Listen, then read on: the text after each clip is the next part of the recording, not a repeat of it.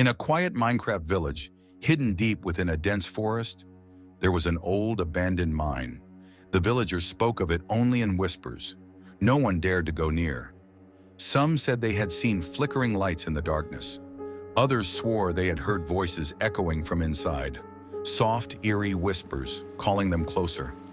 The legend said that a miner once got lost inside and never returned. His spirit was still there, waiting, watching, guarding the mine. But Alex wasn't afraid. One evening, just as the square sun was setting, Alex grabbed a diamond pickaxe, a stack of torches, and some food. With a determined nod, they stepped into the forest. The trees loomed overhead, their leaves rustling in the wind. Shadows stretched across the path, moving like silent creatures in the twilight. Soon, Alex reached the mine's entrance. It was dark, darker than the night itself. The wooden support beams were cracked, covered in thick cobwebs. A cold wind whispered from deep inside, making the torches flicker. Alex hesitated for a moment, then took a deep breath and stepped inside. The moment their foot touched the stone floor, the world outside seemed to disappear. The only sound was the distant dripping of water and the quiet crunch of gravel beneath Alex's boots. They placed a torch on the wall. The warm glow pushed back the darkness, but only just. The air was cold, much colder than it should have been. It felt unnatural.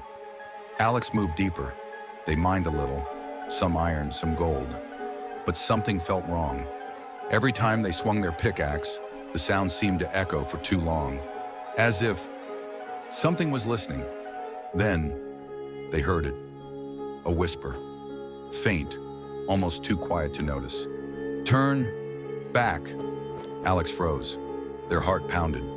Was that the wind or something else? They turned quickly, torch in hand, scanning the tunnel behind them. Nothing, just shadows, just silence. They shook their head and kept going, forcing themselves to focus. It was just a story, just a legend. Nothing was down here, or so they thought. After a few more turns, the tunnel opened into a large cavern. Stalactites hung from the ceiling like jagged teeth. Strange markings covered the stone walls, glowing redstone forming eerie patterns. Shapes that looked almost like eyes, watching. Then the ground trembled. A deep rumble echoed through the mine. Pebbles skittered across the floor. Alex spun around. Had something collapsed? A chill ran down their spine. The whispers returned, but this time they were clearer. "You took what's mine?" Alex's breath caught. They weren't alone. Slowly from the shadows, a figure emerged. It was a miner, or what was left of one.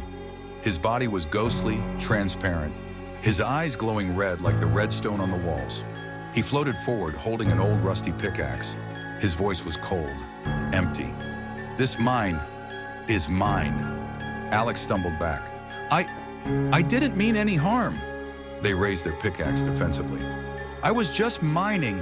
I'll leave, I promise." The ghost pointed to the ground.